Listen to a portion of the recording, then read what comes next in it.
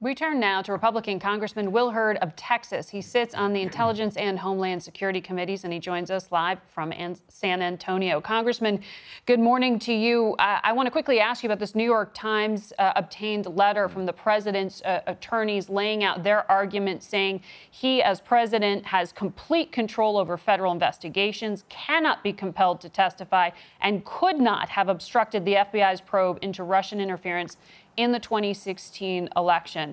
Sitting on House Intelligence as you do, what do you make of this argument? Well, this is going to be something that's going to be sorted out through the judicial system. And I'm not a lawyer, but one of the things I've learned is if you're innocent, act like you're innocent. And Bob Mueller should be allowed to continue his investigation and turn over any stone and pursue any lead. Should the president be compelled to testify to Bob Mueller, the special counsel? Again, I think this is going to be a judicial issue that figure out what can he be compelled to do.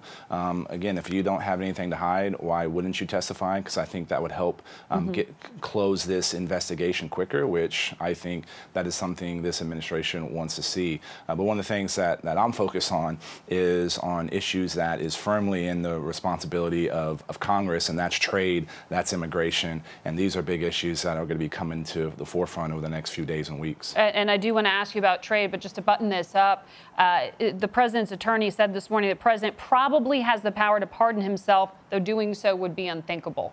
What would happen in the House if the president tried to do that? What would the political ramifications be?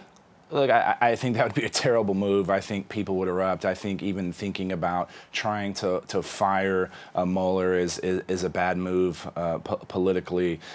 So I hope we don't have to get to that point. And it's hard to predict what would happen, but that would create outrage on both sides of the political aisle. Let's get to that issue of trade you brought up there. Would there be support in the House, where you sit, for legislation that would require the president to get congressional approval before putting on tariffs? There's talk in the Senate about doing it. Would you support something in the House? Absolutely. You know, the Congress has shared our responsibility when it comes to trade with the executive branch over the last couple of decades.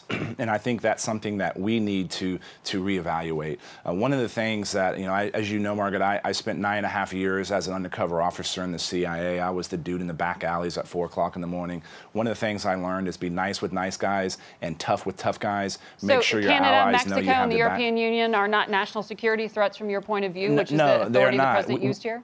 No, we are lucky to have Canada and Mexico as our neighbors. Imagine what some of our other allies have to deal with. A sound foreign policy, sound trade policy does not mean penalizing your allies while you're rescuing a Chinese company that firmly and clearly violated U.S. sanctions, and I'm speaking about ZTE. So let's address the real problem. China is dumping steel on the world markets. Let's address that. China is stealing intellectual property. Let's address that. Let's not help a Chinese company continue to sell their widgets all around the world while we're going to ultimately impact the American consumer. Why should my fellow Americans care about this? Here in South Texas, it's hot. And if you like to drink a cold beer on a hot day, it's going to be more expensive. If you got to fill up your car with gasoline, it's going to be more expensive.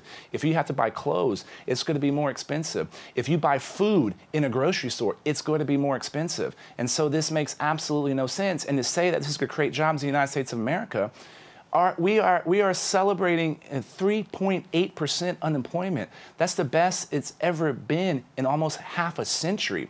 So what jobs is this going to be bringing back? It's only going to impact jobs. And so that's why, most of us, a lot of us in Congress thinks this is not the way you handle trade. This is not the way you deal with your allies. On the issue of immigration, the majority of Americans polled seem to support some kind of protection for dreamers, so-called DACA recipients. But your bosses in Congress have tried to block a vote on this. Do you have a surefire way to force a vote in the House and get a bill to the president's desk? Margaret, let me correct you for a second.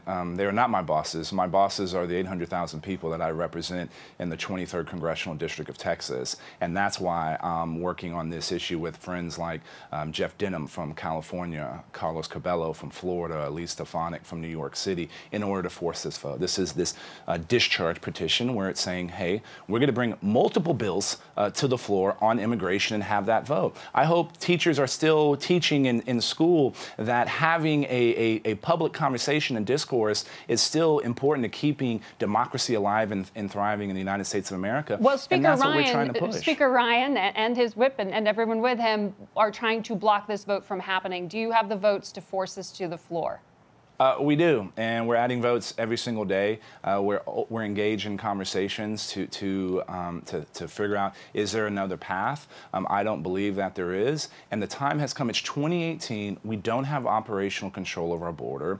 We have 1 million plus young men and women who have only known the United States of America as their home, that are in this uncertainty period. They don't know about their future. Now is the time to solve this problem and do it once and for all. You expect that vote this month?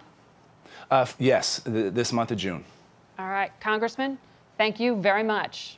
Always a pleasure. We'll be back in 1 minute with a lot more Face the Nation, so don't go away.